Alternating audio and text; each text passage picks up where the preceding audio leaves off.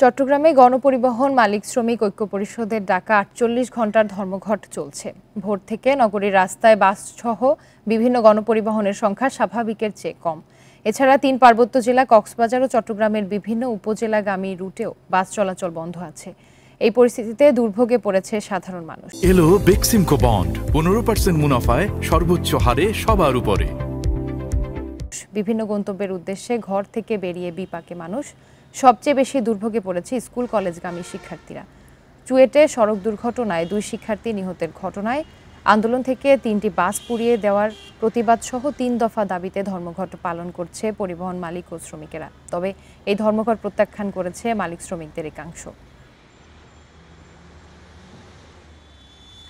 ধর্মঘট যেটা জানতাম না, এখন রাস্তায় বের হয়ে দেখি যে বাস কম, গাড়ি ঘোড়া কম।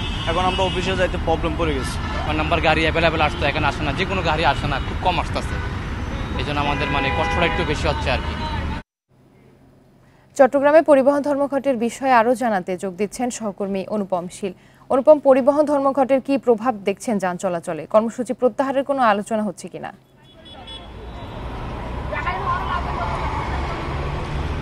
আমরা এখন আছি চট্টগ্রামের অন্যতম প্রবেশদ্বার খ্যাত নতুন ব্রিজ এলাকা, অর্থাৎ কর্ণফুলী শাহমানত সেতু এলাকা, এবং ইতিমধ্যে দক্ষিণ চট্টগ্রামের সাথে যে যোগাযোগের জায়গাটি, এইখান থেকেই মূলত দক্ষিণ চট্টগ্রামের কক্সবাজার এবং বান্দরবানমুখী বাসগুলো ছাড়ে।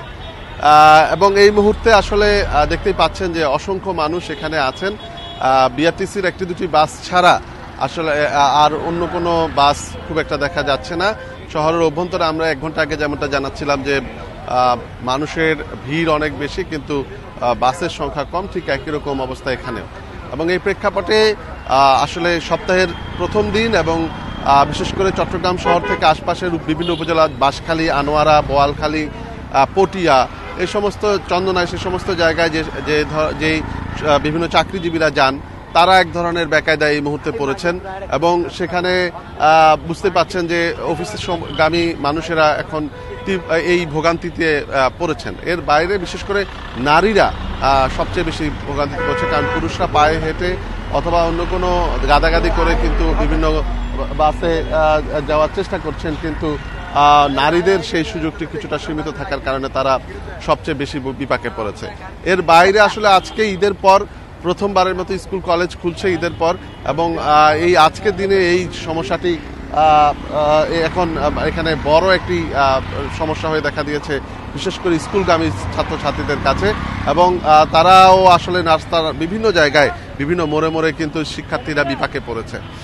মূলত চুয়েটে একটি সড়ক দুর্ঘটনা এবং সেখানে 2 শিক্ষার্থী নিহতের সূত্র ধরে যে কয়েকদিনের ছাত্র আন্দোলন, এবং সেখান থেকে 3টি বাস পুড়িয়ে দেওয়া হয়েছে। এবং বাস মালিক শ্রমিকরা যেটি বলছেন যে তাদেরকে অব্যাহতভাবে বিভিন্ন সামাজিক যোগাযোগ মাধ্যমে হুমকি দেওয়া হচ্ছে, গ্রেপ্তার আতঙ্কে তারা ভুগছেন।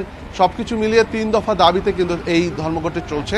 আবার পাশাপাশি গতকাল বিকেলে আমরা দেখেছি যে পরিবহন মালিক শ্রমিকদের অন্য একটি পক্ষ, তারা কিন্তু এই ধর্মঘট প্রত্যাখ্যান করে তারা বিবৃতি দিয়েছেন। এবং সেই প্রেক্ষাপটে রাস্তায় যে সমস্ত যানবাহন চলছে, ধারণা করা হচ্ছে যে সেই সমস্ত মালিক শ্রমিক সংগঠনগুলোর আওতাধীন যে যানবাহনগুলো আছে সেগুলো চলছে। তবে এখনো পর্যন্ত বা এই গতকাল দুপুরে এই ঘোষণা দেওয়ার পর থেকে এখনো পর্যন্ত আমরা এই সমস্যাটি নিয়ে প্রশাসনের কারোর সাথে কোনো বৈঠক বা কোনো আলোচনার খবর আমাদের কাছে নেই, অর্থাৎ কোনো উদ্যোগ আসলে পাওয়া যায়নি। অনুপম, আপনাকে ধন্যবাদ। চট্টগ্রাম থেকে জানাচ্ছিলেন সহকর্মী অনুপম শীল।